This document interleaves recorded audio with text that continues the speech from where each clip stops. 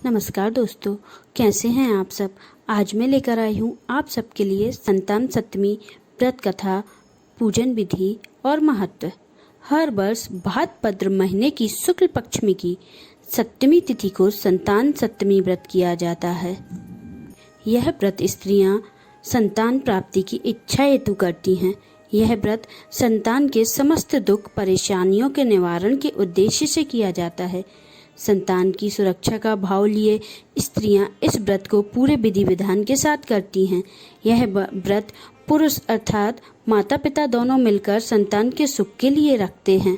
संतान सप्तमी व्रत विधि। संतान सप्तमी के दिन सुबह जल्दी उठकर स्नान आदि करके स्वच्छ कपड़े पहनें और भगवान शिव और माँ गौरी को समक्ष प्रणाम कर व्रत का संकल्प लें। अब अपने व्रत की शुरुआत करें और निराहार करते हुए शुद्धता के साथ पूजन का प्रसाद तैयार कर लें।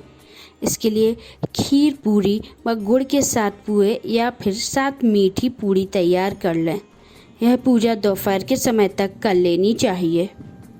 पूजा के लिए धरती पर चौक बनाकर उस पर चौकी रखें और उस पर शंकर पार्वती जी की मूर्ति स्थापित करें।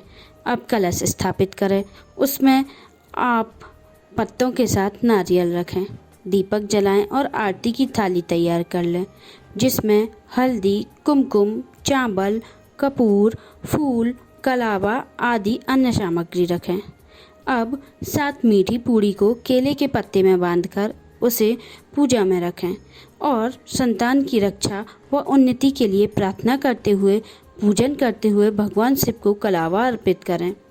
पूजा करते समय सूती या डोरा या चांदी की संतान सप्तमी की चूड़ी हाथ में पहननी चाहिए। यह व्रत माता पिता दोनों भी संतान की कामना के लिए कर सकते हैं। पूजन के बाद धूप दीप नैवेद्य अर्पित कर संतान सप्तमी की कथा पढ़ें या सुनें और बाद में कथा की पुस्तक का पूजन करें और आरती करें। व्रत खोलने के लिए पूजन में चढ़ाई गई मीठी 7 पूड़ी या पुए खाएं और अपना व्रत खोलें। संतान सप्तमी व्रत कथा।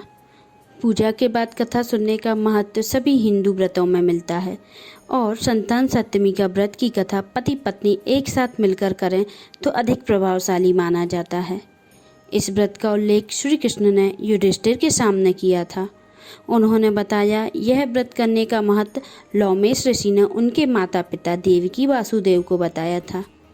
माता देवकी के पुत्रों को कंस ने मार दिया था, जिस कारण माता पिता के जीवन पर संतान शोक भर गया था। उससे उभरने के लिए उन्होंने संतान सप्तमी व्रत करने को कहा। लौमेश ऋषि ने इस व्रत के संदर्भ में एक कथा सुनाई जो इस प्रकार है।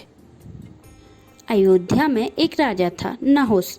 उनकी पत्नी का नाम चंद्रमुखी था।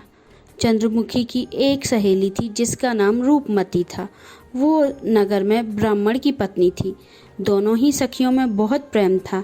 एक बार वे दोनों सरयू नदी के तट पर स्नान करने गईं। वहाँ बहुत सी स्त्रियां संतान सप्तमी का व्रत कर रही थीं। उनकी कथा सुनकर इन दोनों सखियों ने भी पुत्र प्राप्ति के लिए इस व्रत को करने का निश्चय किया, लेकिन घर आकर वे दोनों भूल गईं और कुछ समय बाद दोनों की मृत्यु हो गई और दोनों ने पशु योनि में जन्म लिया।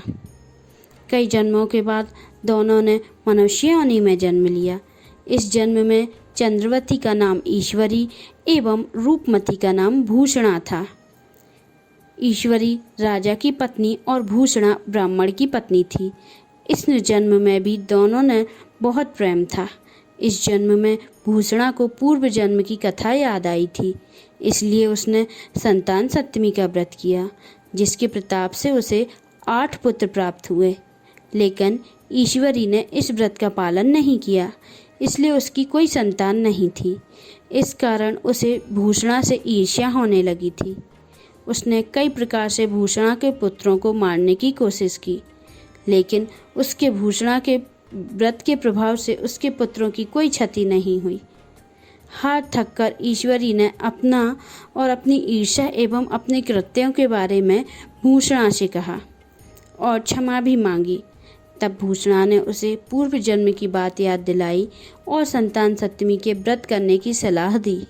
ईश्वरी ने पूरी विधि विधान के साथ व्रत किया और उसे एक सुंदर पुत्र की प्राप्ति हुई।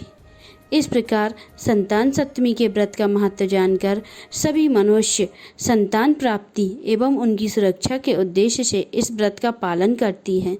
बोलिए श्री संतान सप्तमी माता की जय। कथा समाप्त।